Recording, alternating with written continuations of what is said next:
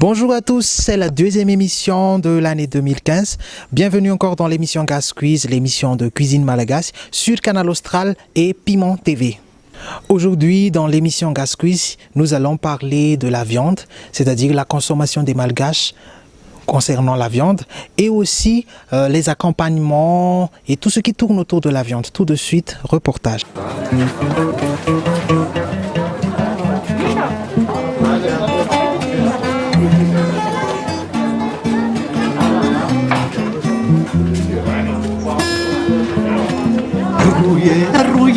Ruyerla Dula tsiketraketraketrak Dula tsy amitsavony mavoranjo Dula mitongy paky move Mitary pasika mody ka tsy tiko Lazondazom-bokazo nankana Lazondazom-pity ananadala Tiavony avana oramato Izao azarena sombinakio aziniaze Eny veloma ihany zany avako zany Eny akeko fa mareny zany Raha ianao peratre Izao rantsatananao Ianao no endrikio Izao bikanao sombinakio Aza de miavonavonarika Aza de tsy miteno ianareo Raha tsy tianareo eny atero any antsasa talanao mba hotero aziniaze Eny veloma ihany zany avako zany Eny veloma Eny akeko fa mareny zany Tranona isy malala Manao atsimo siava Siokatokana de mivoaka Kobatamba de lasa rendez-vous resaka hena amin'ny ankapobeny za tsy de tia hena noho ny ara-pahasalamana tsy de mahasalama ny hena afa-tsy ny mpihinan-kena aiza mihinan-kena matetika be fa tsy mahasalama fa aleo mihinana légume. Ny hena zany dia hitako zany fa malagasy dia anisan'ny tena tia hena mihitsy a. Maraina aloha zany zao dia efa ataoko toza ny hena. Ny atoandro moa zany a tsy maintsy mandeha ny ron-dravomanga sy hen'omby. Ny fahitako mampatonga malagasy manao an'izy io zany misakafo betsaka an'izy io zany a dia hitako hoe a mila hery malagasy zany tsy ampy hery zany tsy ampy hery izy a dia lasa voatery zany miezaka izy zany manenjika an'leriny any amin'le hena zany. Et oui, après avoir parlé, discuté concernant la viande, aujourd'hui nous avons un invité très spécial, le gagnant de l'émission Cuisine Bio qui s'est passée à Madagascar. Tout de suite, nous avons rendez-vous avec Tefi, le gagnant de Cuisine Bio Madagascar.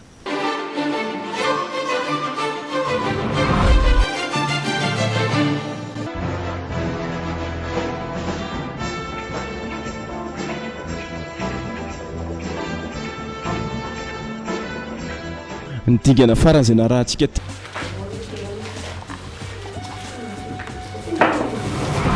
hen'omby ala malagasy le izy hen'omby ritra ny hitondrako anazy dia asiako romatsantso le izy any hoe mifidy rambomanga dia mifidy angivy dia asiako patsamenakely ao anatiny tadidina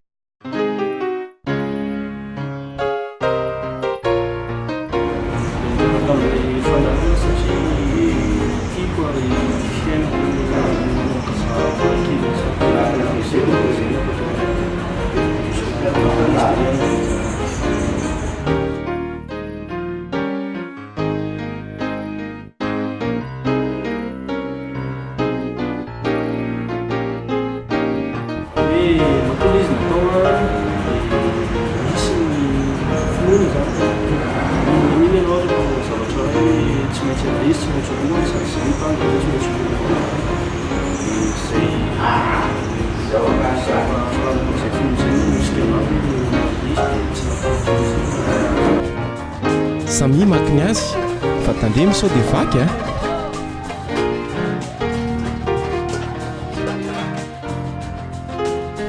rehefa samy nazo amin'ny fitaovana ilainy toy ny vilany ndao amin'izay ara moa mikafikarakara teto ny fikarakarana dia nanomboka tamin'ny fandrehetana afo satria tsy voatery izy fitaovana avo lenta toy ny mahazatra rehefa hanao lakozia. teto izao dia voatery nampirehatra afo tamin'ny charbon sy kitay reto mpifaninana reto.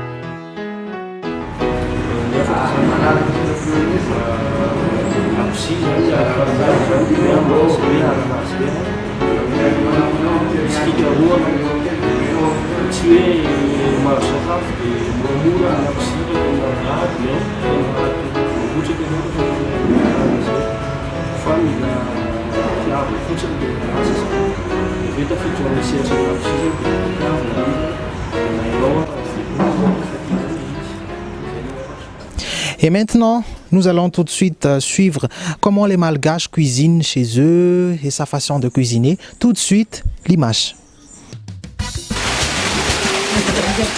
Bonjour, aujourd'hui on va préparer du barignan fumé. Pour commencer, on va préparer tout d'abord les ingrédients du riz. On coupe en petits morceaux les oignons.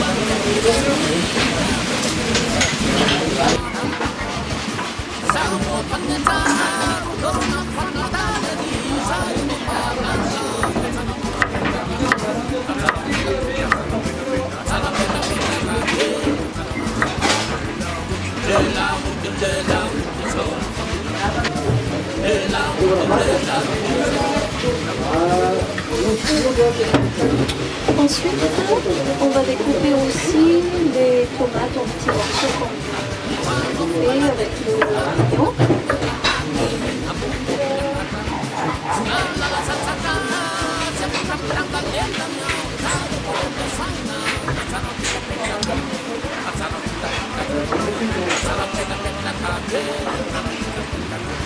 Maintenant, on va préparer l'ingrédient principal du barignan. C'est les fraises. On va découper en petits morceaux, ce qu'on a fait avec tomates et les oignons.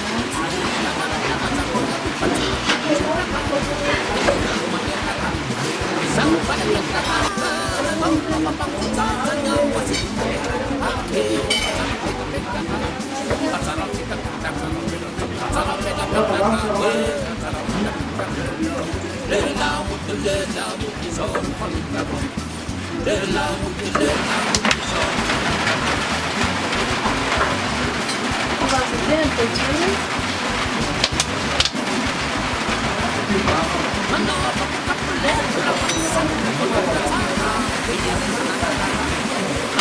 On ajoute les tomates et les oignons.